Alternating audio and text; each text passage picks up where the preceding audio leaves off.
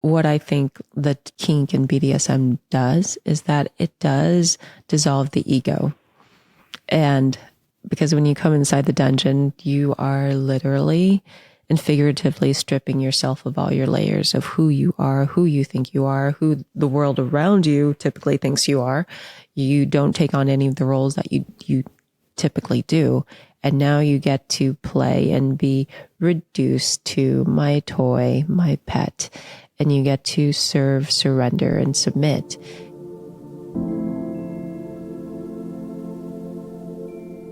What's up, beautiful awakened beings? Welcome to another episode of Awakened Love. Today we have Colette Pervette, a professional dominatrix with over 18 years experience. She has a PhD in education and a really alchemical philosophy and spiritual approach to her work, which we're going to dive in together today. I absolutely loved this conversation, and I know you guys will too. So dive in and enjoy.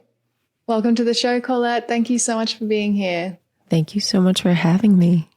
Yeah, it was a funny thing when I first saw your name. It actually helped me be like, yeah, about my own maiden name. So my maiden name is actually Purvis, but it's spelt Pervs.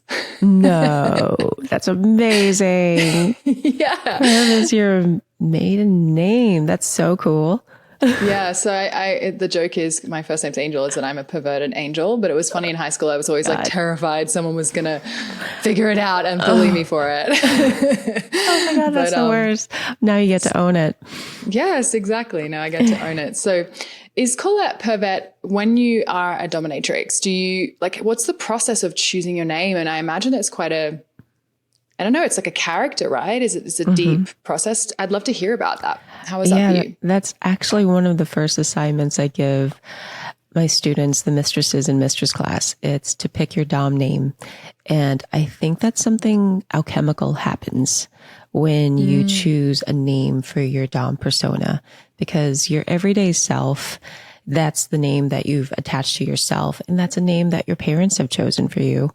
And let's be honest, our parents weren't thinking about our fierce, powerful, sexy selves when they're choosing our names. And so I think when you get to choose your own name, you get to really think about what's the name that you want to be called by that makes you feel powerful, sexy, and badass when someone calls you by it and when you call yourself by it.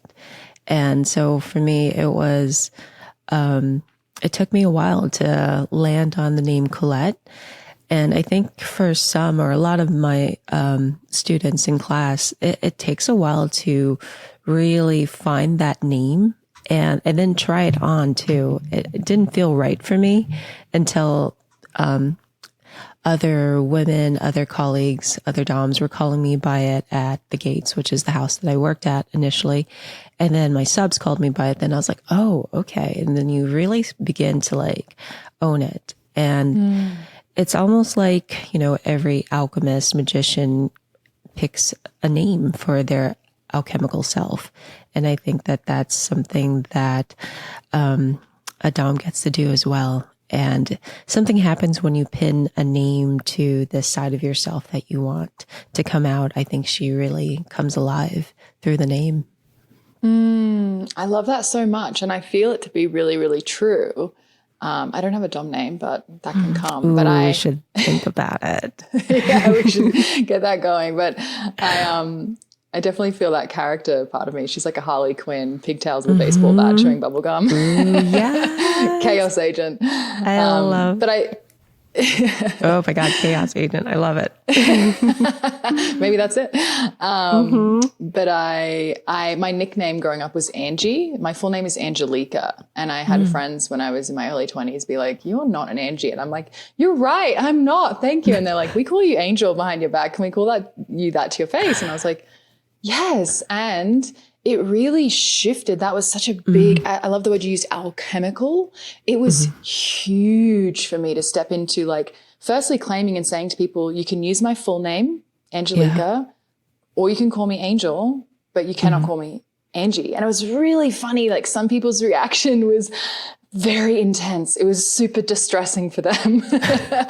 And I really had to like hold the boundary of like, it's not okay with me. This is what I want to be called. And so I really resonate with that process that happens. And even when I took on my husband's name, his surname is Drake, which means dragon. It's one of the oldest names. And I was like, I felt it when I became Angel Drake. I was like, oh shit, there's some power there. I like that, like stepping into that character. So I love this idea of a name.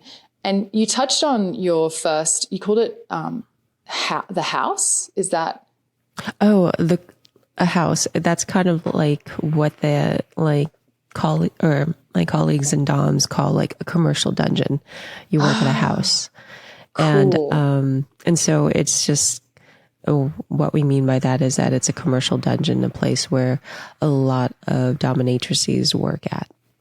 Wow. I love this term. It's even sexy. You worked at, or you're at a house. Amazing. Yeah. So you have a PhD in education, I believe. How did you, where was that crossover from PhD in education to working in this house, becoming a professional dominatrix who teaches thousands of women how to do this work? Can you tell us a little bit about your journey to discovering your own dom and then being able to empower women in that? Yeah, I'm happy to. So when I was a grad student, it was my first year at UC Berkeley, and I just knew I didn't want to be a poor grad student. And at the time I had a scholarship, I had a Bill Gates scholarship, but it wasn't going to like give me the lifestyle that I wanted. And when I was an undergrad, I dated a grad student. And so I saw the struggles of a grad student and how difficult it was for him. And so, it was just like this random, like Tuesday afternoon, my friend from UCLA, that's where I went to undergrad with, she came up and she moved up here to the Bay as well with around the same time I did. And we went out for lunch, and she was telling me that she was working at this house called The Gates. And I was like, oh, tell me how's it going? And so she describes her like day at work, and she's like, oh yeah. So I just tied a guy up and put some clothespins on his nipples. Then I put on a strap on and fucked him in the ass, and then I pissed on him. And I was like, whoa, that's crazy. That's your like day at the office. And then she's describing all of this while she's like paying for our like meal, and she pulls out like $100 bill for our like, I don't know, it was like a $20 meal or something. And she's like, oh, it's this new problem I have. We get paid in cash, and it's usually hundreds, and I have to break hundreds at random places. And I was like, oh my God, I want stories like that. I want to tell stories like that. I want problems like that, breaking hundreds random places. Okay, sign me up. And so I then asked her, I'm like, so how do you begin to work at the Gates? And so she gave me the number, and I called in and asked for an interview, and then didn't have any experience in kink at all, but I did have fantasies in my own mind that I played with, but it was not as a dom, more as like a sub. And I just went in and kind of lied a little bit about having some personal experience, and then just went in there and learned as I began to take sessions. And so it actually coincided at the same time. I was a grad student and a dom, moonlighting as a dom while I was getting my PhD. Wow. How was that for you? I mean, damn girl, the courage to just like step into that, clearly that dom energy was in you, because to just step into that role with such courage and say, I'm just going to figure this out. What was that process like for you? Because I can imagine lots of people listening, perhaps whether it's wanting to work at a house or just wanting to be able to do that in the bedroom, to step into that. But, you know, a lot of fear can come up, or like, what if I get it wrong? Or, you know, all of that stuff, which kind of pulls you straight out of that character. What was that process like for you? Oh, it was like, I did have to like, I was vacillating. I was like, should I do this? Like, is this safe? Like, I don't know exactly what I'm getting myself into. And before like connecting with subs, I didn't know who they were. And I also thought they were like, who are these people who would pay women to like beat them up? I'm like, whoa, they must be strange. And I had no idea, like I had lots of misconceptions about it too. And I also had a fear of like, well, this is a gray area. It's like, it's risky as well. I think in terms of the gray area of work, the work that it is. Even though we don't have sex with our clients, it's still, there's this intimacy involved, and then there's the transactions involved. And so I had to really kind of weigh the pros and cons of it. And I wanted to just take that risk and explore what that world was like. And I think I would have regretted it if I didn't do it. And I'm really glad that I trusted my gut to explore that, because it changed my whole life. Yeah. It sounds like you had like a calling, you know, when there's something, that calling from deep within to do something, even if there's risk or it feels there's fear, it's just this calling inside of you to do the thing. Yeah. I think it was a calling. It felt like something just kind of like, it was like a aha of like, this feels right. And it's strange. I finally can look back on like my childhood now. And when I was young, around like the age of like 3 onward, I was very much like in my head, in my like imaginary world. I would daydream all the time. And I also discovered like masturbation at the age of 3. So it was like in my dream world, masturbating. And I would have this fantasy of being this girl who would play on the edge of the playground, where the forest meets the playground, where very few kids go. And like, I had this image of myself as this like dark, mysterious girl who had these witchy powers, and she was also magnetic, and she drew in boys who were adventurous enough to go to the edge of the playground with her, and she would take their hand and lead them through the forest and take them on an adventure. And that was the fantasy that I had for years growing up. And I think that there's something very prophetic about our fantasies. I think our fantasies are prophecies of a possible future. And I think that that was kind of the arrow that pointed me in this direction. I'm like, oh shit, I was having a fantasy of who I was going to be when I grew up before I even knew what a dominatrix was. Yeah. Or dare I say, of who a quality of your essential self. Right. You know, Yeah. that like that is the essential self. Like we come in with these essential characteristics. I love that fantasies are prophetic. Yes. So beautiful. So you mentioned 2 things, 2 threads I want to pull on. One was this idea of like mystery. And you sit here now with this beautiful mask on. And I said to you when we first jumped on the call, like, I love the mystery. So can you talk a little bit to mystery and how that relates to fantasy and sexuality, and does it enhance, and if so, why, and what has you choose to sort of really lean into that mysterious element? Yeah. You know, I think when I first started, every dom has to make the decision whether they're going to reveal their face or not. And so I erred on the side of not revealing my face. And it's been almost 19 years now since I've been doing this work. And now it's like almost, I feel like it's part of my, like, it's part of my look. It's part of like the veil just somehow feels like the superheroine like mask that I put on. And maybe at some point in the future, I will reveal myself fully, but I'm really enjoying the almost slight anonymity that I get from having a veil, because I teach my online course with the veil on. But when we all come together for the graduation party here in my home, I take the veil off and nobody could recognize me. They're like, oh, how was the class for you? And I was like, oh, I'm actually Colette. And they're like, oh, wow, that veil totally works. And I just love that the people who know me by my face are actually people that I see face to face. And I love knowing that I could be anywhere in the world and nobody could spot me as, oh, she's that dominatrix. And I'm really enjoying playing with that. And I think I'll continue and see how far I want to take it and really play with the reveal when that time comes too.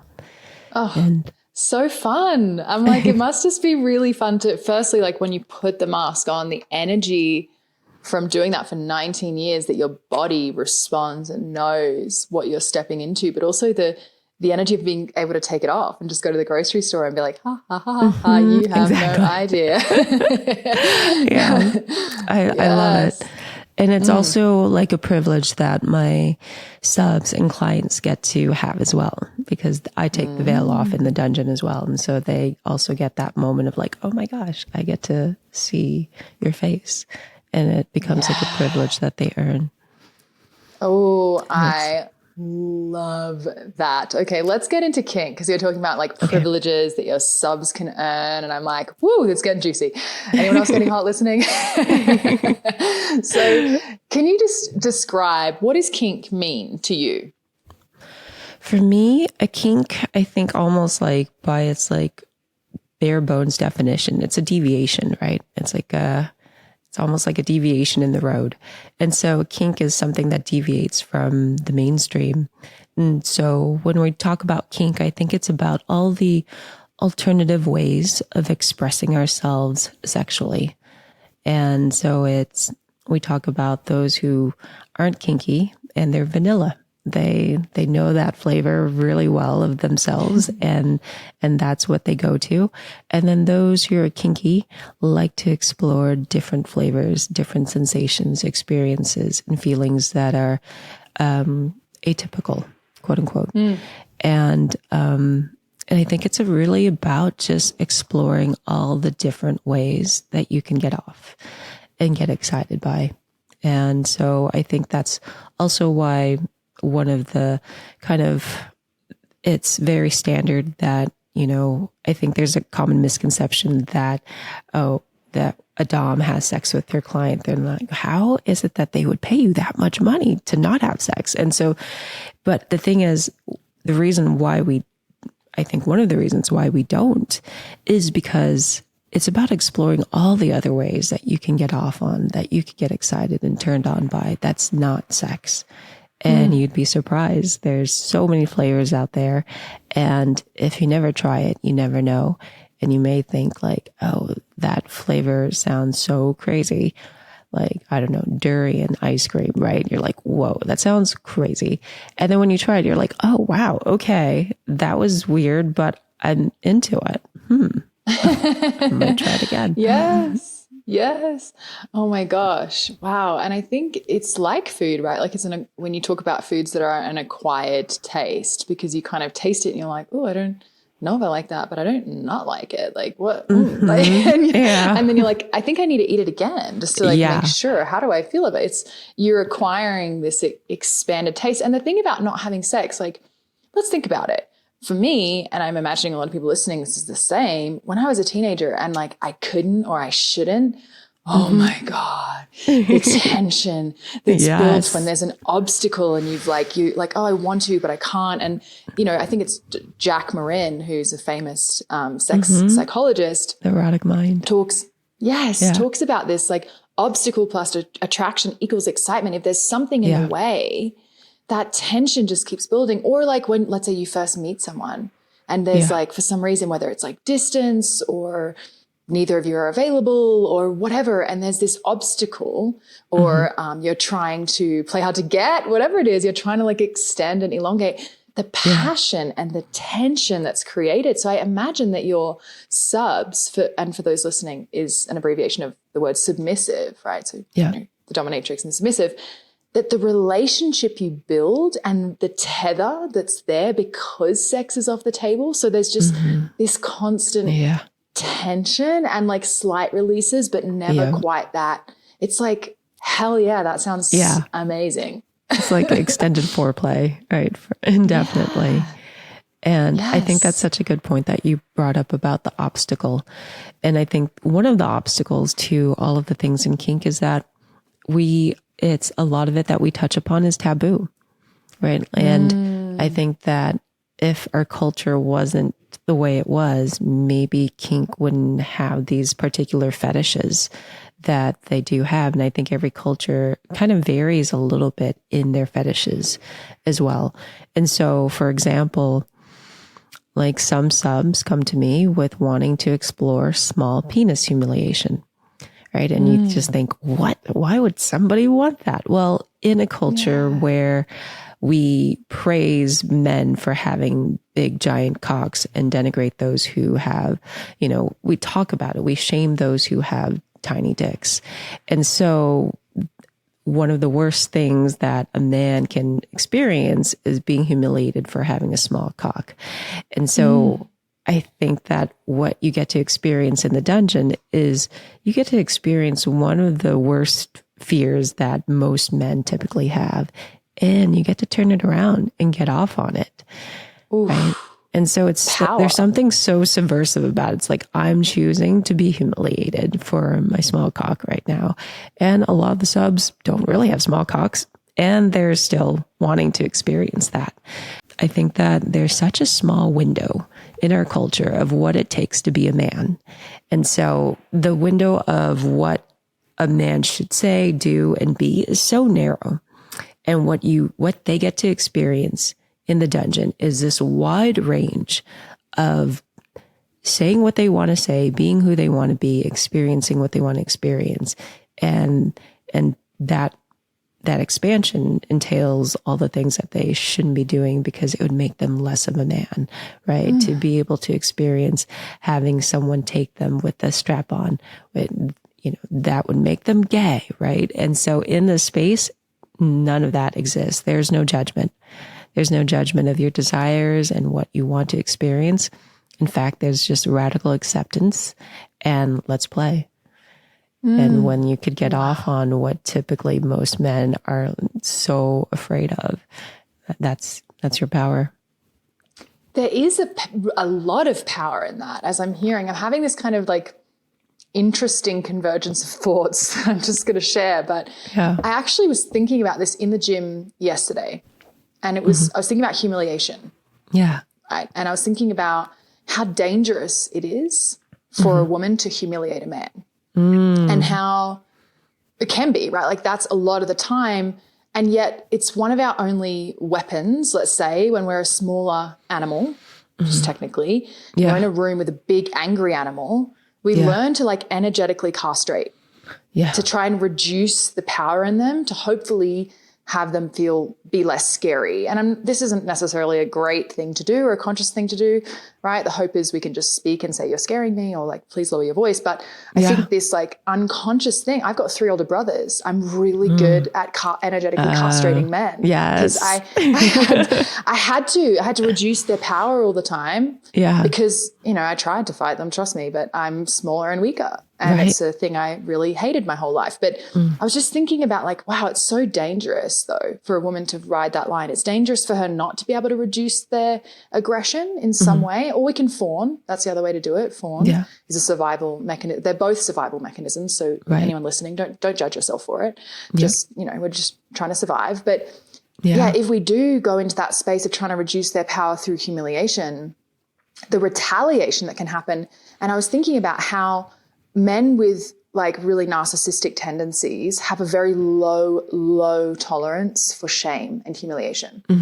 Yeah. And that's what makes them so dangerous. And so as I was listening to you, I have so much respect for these men who are expanding their tolerance for shame and humiliation in a radical way. Yeah. I don't know. What do you think about that? It's kind of a weird series of thoughts, but it's so I'll share it. I think you're absolutely right in touching upon how narcissistic men can't laugh at themselves. And And what I think that like kink and BDSM does is that it does dissolve the ego.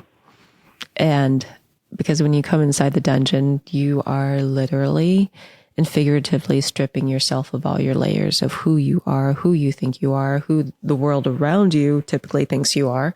You don't take on any of the roles that you typically do.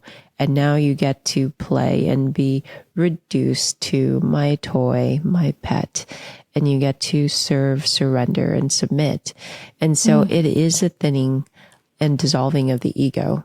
And I think there's something really liberating about that and also enlightening, right? Like when the ego is gone, you can truly feel, experience, and be present with something, because the ego is what judges and what thinks and kind of puts this like wall between yourself and another person. But when the ego is dissolved, it's like true intimacy and connection. And all you want to do is kind of melt into the other person. Oh, so beautiful. Anyone listening being like, where is the nearest dungeon? So I love that. Serve, surrender, and submit. And so I'm really hearing about this like dissolution of the ego, and I'm really with you. I'm feeling it. I'm like getting inside it by the way you're describing it in a totally different way. There's this spiritual element. Can you speak a little more to that? And can you also touch on what is that spiritual experience like for a dom on the other side? Yeah, I do think it's a spiritual experience to see a dom, and it could depend on who you see as well. I think there are more and more doms who are spiritually inclined, and so the experience has a more spiritual bent to it. But I think in and of itself, being able to have the experience of consciously giving up your power to someone and submitting and surrendering to someone is an act of learning how to let go. And that is what we're been told by so many people and therapists and whomever. You just got to let go. You just got to let go of the ex or blah, blah, blah, right? It's always, but how? Yeah, exactly. How? And I think in the dungeon, you get to learn how to let go in all the modalities, right? It's psychologically, it's emotionally, it's physically, it's spiritually, it's sexually. It just hits all of these points. And it's a practice of learning how to let go. And how do you let go? You let go with someone whom you can trust to take you to places that you can't go alone. And so that is what we should be practicing, not only in the dungeon, but in our everyday lives. And so how I see it is that everything you're doing inside the dungeon is what you should be doing outside the dungeon. It's just a deep metaphor and a symbol of how you should be living your life. And in the dungeon, you should learn how to find someone whom you can trust to take you to these places, to push you to your edges, to push your buttons, to push you to grow. And you should learn how to communicate your desires, your feelings, and your boundaries. And that's something we should be doing in every relationship, not just the relationship with your dom, but so it's a practice that you should be practicing in every single relationship. And you should learn how to shed your layers of your ego and surrender and be present with someone. And as a sub, you don't choose, you don't top from the bottom. You don't say, I want more of this and less of that in the scene. You just go and you experience. And I think that's also the practice in life. There are moments in life when things just happen to you and you can't choose like, oh, I didn't want that to happen. Less of that and more of this joy, please, and less pain and suffering. It just, you just get all of it, right? And it's a practice of learning how to stay present with everything and learning how to radically accept everything and not judge it and be like, oh, that was bad, that's good. None of that exists. No judgment. Just accept, surrender to it, and allow yourself to feel and experience that, the pain, the degradation, the humiliation, the joy, the ecstasy, the pleasure, all of that. And when you can find your power and submission, and you could find your pleasure and your pain and your freedom and your bondage, you begin to like transcend all of these dualities of your mind that we've been conditioned to see the world through. And you begin to transcend yourself, and you begin to see that you can find this peace and center amidst all this chaos that you can't control. And that's a power that you've cultivated that no one can take away from you. Ooh, baby. Oh my God. Fucking throws flames. God damn. Yes. Wow. I wrote this poem like 6 months ago now. Oh, maybe it was less, like 4 months ago, that life is my divine dominatrix. And it's that. I love it. Exactly. That feeling, exactly as you're describing. Yeah, this is a metaphor for life. It's practice for life. I loved that freedom in your bondage, pleasure in your pain. Yes, it's super tantric. Wow, wow, wow. So incredible. So I love what you just said. Like the poem that you've come up with, it's beautiful. And I think that's also, you're asking about what's the experience for the Dom. I think that that's what it is. I think that the Dom gets to experience embodying these powerful archetypes of God, goddess, source, universe. She's channeling all of that. And so the words that come through me in session are the words I imagine the universe would be saying to me when I'm going through something really difficult and challenging and painful in life. And so I tell my subs, I know this is hard. I know this is a lot, but I know you can take it. And it's very motivational. And I think that's what soothes the nervous system hearing that. I know this is hard, but I know you can take it. I'm like, yes, ma'am. Yeah.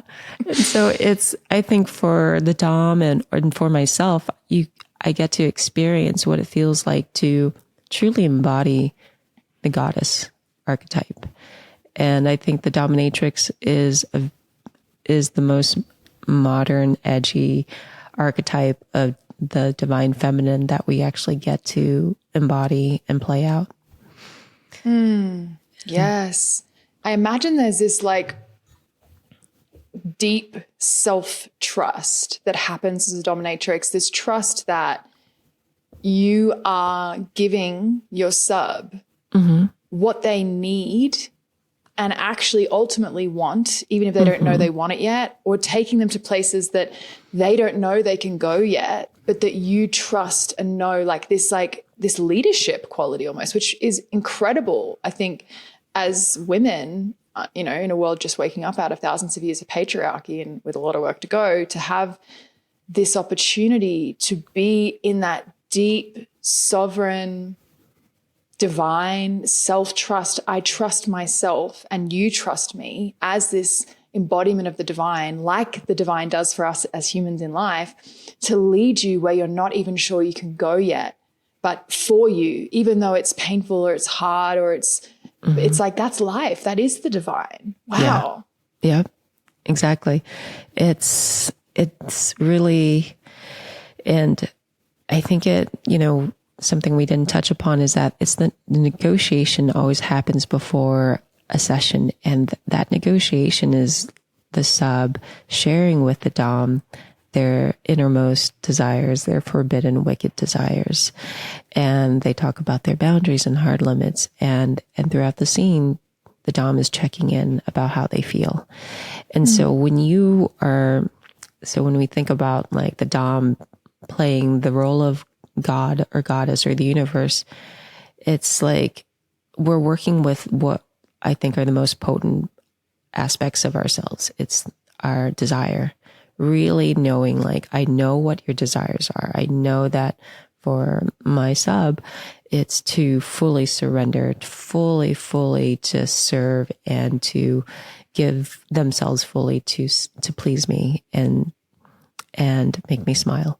And so I am working with that desire and moving them through a scene that is intense, but I know that they can take it. And so it's just this trust and knowing them so well, knowing their desires, knowing their limits, knowing that they know exactly that I know exactly where they can go and where there are soft boundaries that can be pushed upon.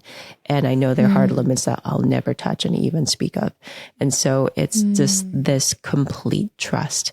And it's a practice of learning how to trust the universe, learning how to trust the divine, learning how to trust source.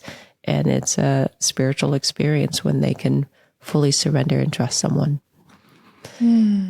Also a very relationally healing experience because, you know, very often we've had those boundaries in life, relationship, whether it's sexually or otherwise, violated. Yeah. Where we didn't feel listened to and we didn't feel honored. And to have that experience of you giving someone all this power.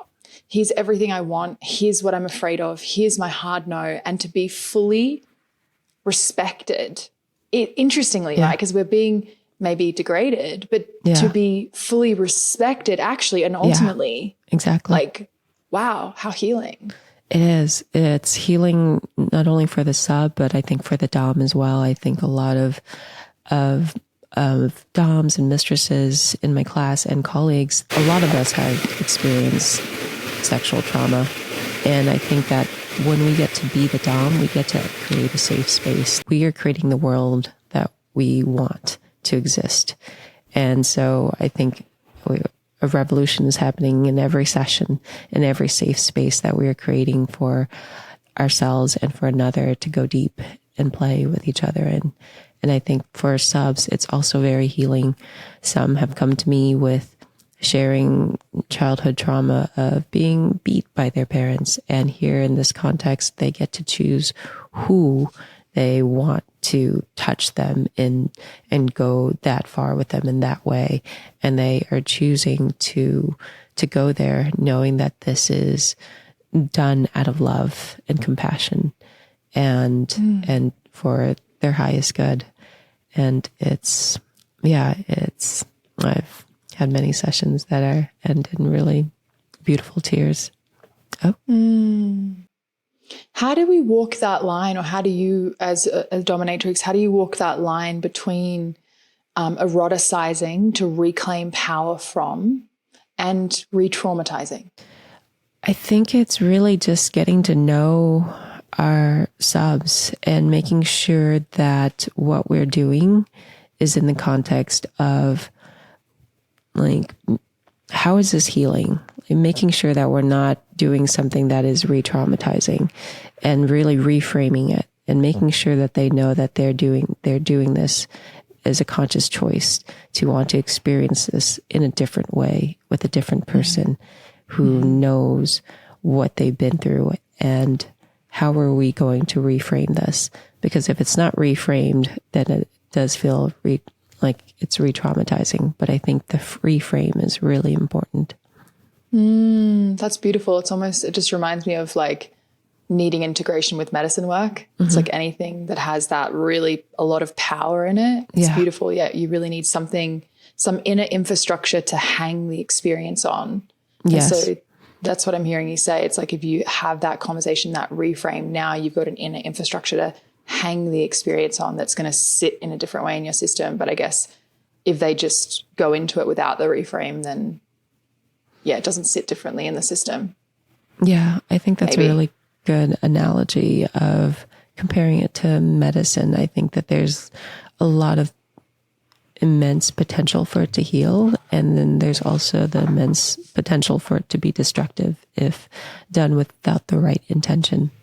And I think intention setting, all of that is key in the space of medicine and in the space of kink as well. Wow, so powerful. And you now have Mistress School. Yes, Mistress Class. How did that, Mistress Class, and how did that come about? And can you tell us a little bit about that for those listening that are excited to learn more? Throughout my journey as a dom, when I worked at the gates, I quickly became like a mentor to the new doms that would come in, because I worked at the gates for like 4.5 years. And so I got to see a lot of new doms come through and would train them. And training is just bringing them into my session, and they get to shadow, and then we get to talk about it. And then whatever questions they have, I answer them.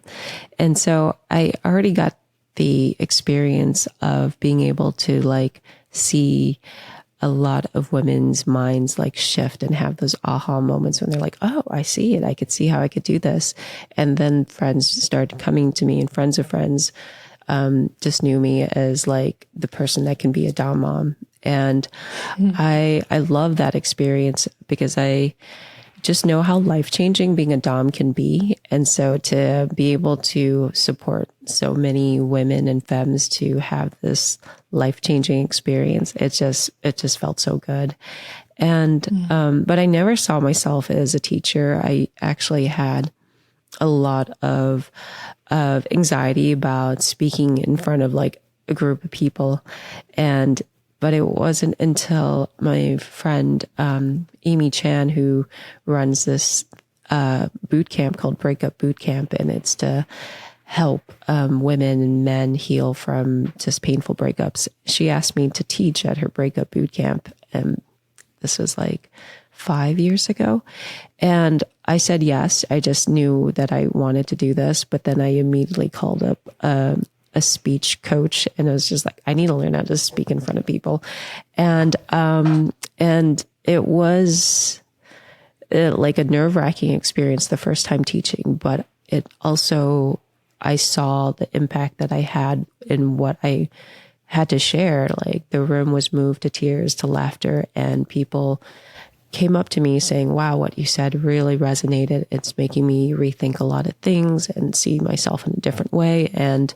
And that was when it kind of all clicked for me. I'm like, okay, I'm going to keep on practicing, getting better at sharing myself, speaking, because there's something powerful here. And it's just like, you know, leaning into that uncomfortable part again.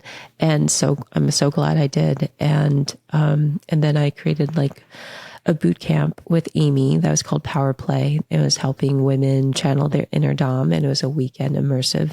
And then after that, I was prompted by Amy. She's like, you need to start your own thing.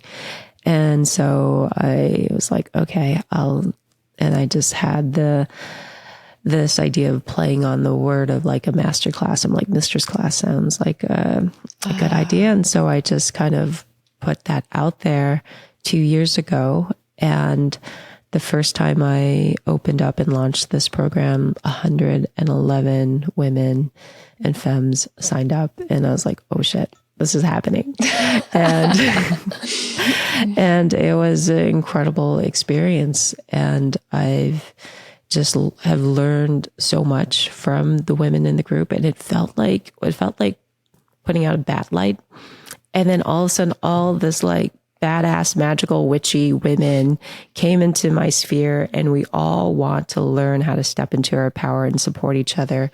And then I was just like, after the first class, I'm like, I have to throw a graduation party. And so it went from like an online class to having this in-person party. And it was just the most magical experience ever to have so many incredible, powerful women in this home here and dressed up as doms with my subs in French maid outfits, serving them tea and lending their bodies to be practiced on and played with.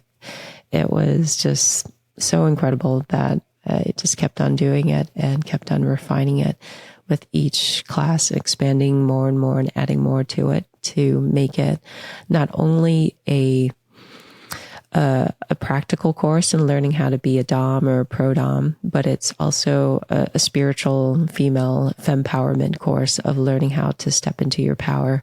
And so I show all the steps it takes to become a dominatrix the way I learned, or at least all the steps it takes to become a pro dom. But even though you don't need to, like, half of the women don't want to become pros, but they still get so much out of it because I share with them not only the outer work of transformation, choosing your name, finding your outfit, connecting with subs that I share with them, but it's the inner work that is also happening as well. So I share my philosophy and alchemical approach to kink and how all the elements of BDSM, bondage, discipline, dominance, submission, sadomasochism, I show what each of those elements looks like inside the dungeon, which is really fun, sexy, edgy, and all of that. And then I show what it looks like outside the dungeon. What is this a symbol of, and what is this a metaphor for? And so they really get to break down what bondage, discipline, dominant submission, sadomasochism looks like from a deeper perspective of what is it that we are supposed to be more conscious of. And all of this work is about making the unconscious conscious. And I think kink actually allows us to do that, because all of the things that we're not conscious of are the things that actually makes it so that we unconsciously give away our power. But when we become conscious of, say, our bondage, our metaphorical gag, golden handcuffs, blindfolds, what are those things that we're unconsciously have that's holding us back, that's bounding us from saying what we want to say, doing what we want to do, being who we want to be? How do we break out of that bondage? And once you become conscious of your bondage, then you could begin the discipline practice of figuring your way out of bondage. And what is that discipline work? And so I keep going deeper with all of these elements. And I love the aha moments that come from the class where they're like, oh shit, this is so much more than what I thought. I thought I was going to get some practical business sense of how to be a dom, but this is really about how to really be in your fullest self-expression and find your voice and find your power. Yeah, and be this like agent of alchemical spiritual transformation through feminine empowerment. Like, yes. Whoa. Yeah. What a gift. I think that's what's so incredible about this work is being a dom, you get to see the transformations within yourself. And then you get to see the transformations that you create in the safe space that you hold for others to play with you. And yes. Yeah, because I really believe in the power of transmission, you know, as a teacher or a space holder of any kind. And so I have a lot of respect and gratitude for the way that you approach this work and the depth and the internal transformation supported in a dom, so that they can have this transmission, not just those external tools you're talking about, but this energetic transmission that they're able to offer. And I always share with my facilitators, I teach as well. And it's, I always say, you know, I can teach you so much of these external tools, but ultimately, if you don't have your own deep, solid practice, there is no transmission, or there's a lessened transmission that's happening. And it's so important to have that inner work that's happening, so that when you step into these spaces, whether it's as a dominatrix or a facilitator of any kind, that you're offering that external framework that's really important and valuable, but you're also offering this energetic transmission that I know personally for me, the most impact I've had from teachers is when, we have this amazing external, well-held space, but they provide this immense energetic transmission that clearly comes from their personal devotion to their own inner work. And I just love the idea that this can be this fun. Yeah. I love that you put it like that, energetic transmission. I think that's exactly what's happening that makes it so alchemical. And I really just, I lead this work with my heart. And so everything that comes through is just it's like everything that I learned that has changed my life. I'm like, this is what I want to share. Yes. And it comes from inside the dungeon and seeing how it all applies outside of it. Yeah, you can feel it, my love. You really can feel it. So for those listening who would love, maybe they want to go to the Mistress Class or they want to engage with your work, where are the opportunities for people to connect with this work and you? I am more active now on Instagram. So you can learn a lot about what Mistress Class looks like, and through my IG and through also my website, there's a page that's all about Mistress Class and the women's experiences from them. And so, just finding me on IG and through my website, I think is a good place to start, and happy to also connect with anyone over the phone to talk about it as well. Beautiful. And is your IG handle Colette Pervette? Yes, it's Colette Pervette. And I also have another handle, Domina Colette, that's been in the shadows for many years that I might reactivate soon and share more of myself through it. There's that flavor of mystery again. Yes. I love it. Yes. It is magnetic. That little 3-year-old girl knew she had that essential quality to magnetize through mystery. I love it. So beautiful. Yes. Well, thank you so much for your time today. I feel like, wow, this has been one of my favorite conversations ever. Really grateful. Thank you so much for having me on and for just having this conversation that allows us to just flow. And I felt like it was just so fun to get to know you and to share myself through our conversation. So thank you so much. Thank you, my love. More soon, I hope. And you guys, you heard it here first. Go find this amazing, incredible human being and her work on Instagram at Colette Pervette. And I'll see you guys soon.